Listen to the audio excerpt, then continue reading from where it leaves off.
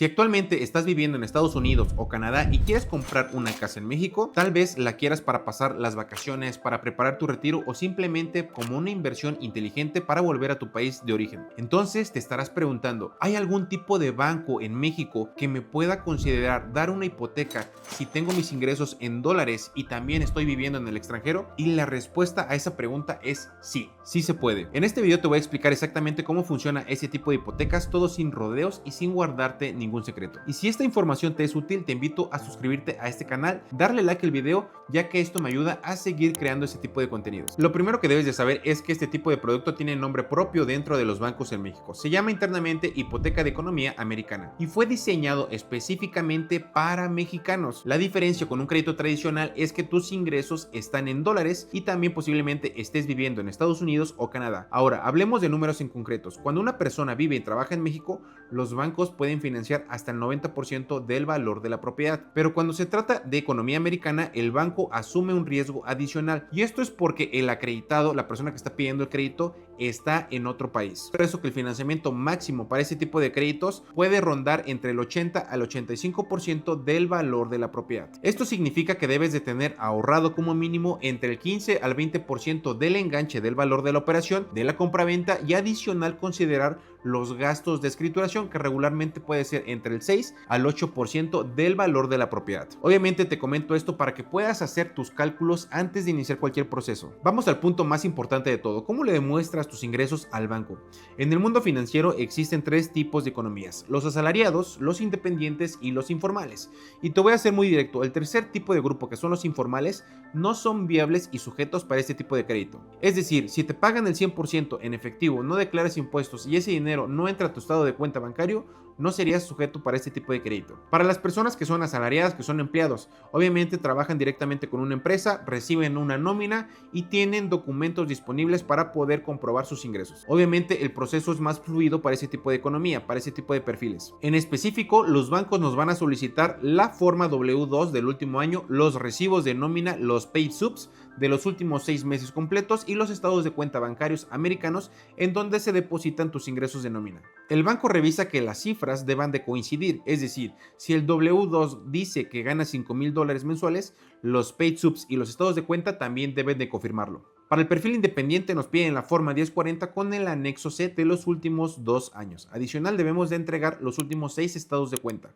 Muchos mexicanos en Estados Unidos abren una cuenta LLC, esto para poder operar su negocio. Tiene sentido fiscalmente en Estados Unidos, pero para este tipo de producto hipotecario en México, los bancos consideran únicamente los ingresos de personas físicas. Si la cuenta LLC está a nombre de la empresa y no de la persona física, no van a considerar estos ingresos. El dinero debe de llegar a una cuenta personal a tu nombre como persona física y debe de coincidir con tu declaración personal. Si el dinero está en una cuenta de empresa, para el banco ese dinero no sería considerable. Otro tema que genera muchas dudas es el historial crediticio. ¿Cuál es el que me toman? ¿El del México o el de Estados Unidos?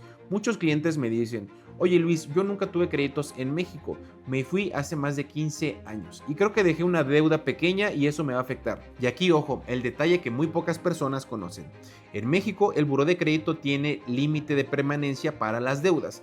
Si tu deuda que dejaste tiene más de 6 años de antigüedad, es muy probable que ya no aparezca en este reporte. El tiempo va a borrar este mal historial automáticamente, así que te fuiste hace más de 10 años y dejaste una deuda sin pagar, es posible que el día de hoy ya no exista. Por otro lado, si la deuda es reciente y está activa, eso puede ser un motivo de rechazo de tu hipoteca. Es por eso que hacemos la sugerencia de verificar el historial crediticio en ambos países, ya que el banco va a revisar los dos buros, el americano y el mexicano. Respecto al buró de crédito americano, necesitamos tu apoyo, ya que necesitas descargar este reporte directamente de tu cuenta, ya sea el buró de crédito Equifax, TransUnion o Experian. Obviamente tu buró de crédito debe de estar positivo y con un score de crédito considerable que demuestre que pague tus tarjetas de crédito, auto o renta de forma puntual.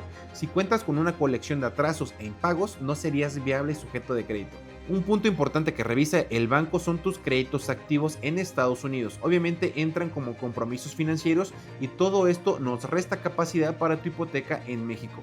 Todo esto porque el banco no solamente analiza cuánto ganas, analiza también cuánto te queda libre de tus ingresos después de pagar todos estos compromisos, tarjetas de crédito, préstamos de auto, préstamos personales o inclusive hipotecas en Estados Unidos. A esto se le conoce como la relación ingreso contra deuda. Si actualmente tienes compromisos mensuales en Estados Unidos que ya consumen gran parte de tus ingresos, el monto de tu hipoteca en México puede ser proporcionalmente menor a estos ingresos que puedan considerarte.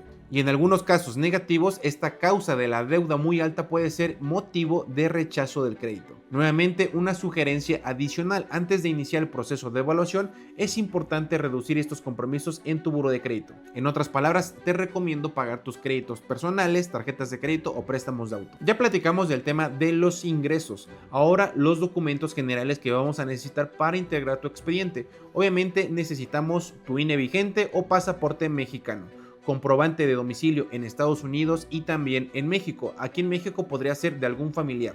El banco nos va a pedir el acta de nacimiento y el CURP para verificar que eres mexicano. Debemos de entregar también como complemento la constancia de situación fiscal. Aunque toda tu actividad económica esté en Estados Unidos, el banco en México te pide que estés dado de alta ante el SAT. Este es un trámite que puede realizarse 100% en línea y no te toma más de 30 minutos. Si no tienes la nacionalidad mexicana y eres extranjero, eres estadounidense, canadiense, brasileño, cualquier otra nacionalidad y quieres comprar, invertir en México, también hay opciones de financiamiento para ti.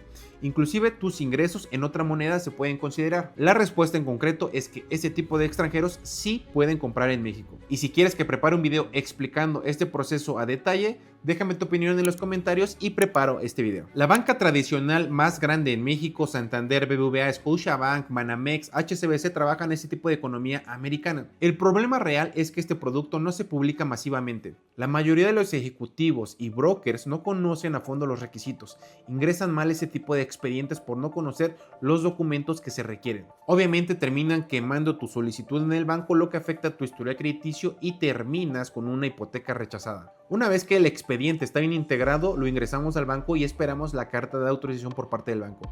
Con esa carta en mano arranca la etapa de formalización, que sería el avalúo de la propiedad y el trabajo del notario público. El notario es una figura clave en México. Él verifica que la propiedad esté libre de gravámenes, que no tenga deudos, que no tenga embargos y problemas legales. Obviamente también va a calcular el impuesto de adquisición del inmueble y va a redactar tu escritura. Es un proceso que toma algunas semanas y se requiere la supervisión profesional en cada etapa. Comprar una casa desde otro país no es imposible, pero se requiere planeación, orden documental y estar acompañado de alguien que conozca el proceso de ambos lados de la frontera.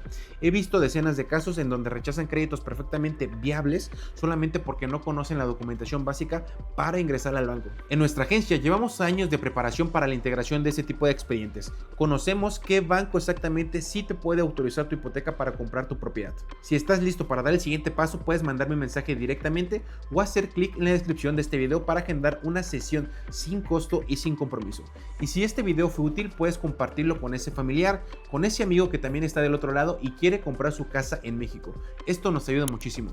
Soy Luis Valadez, broker hipotecario, y nos vemos en el siguiente video.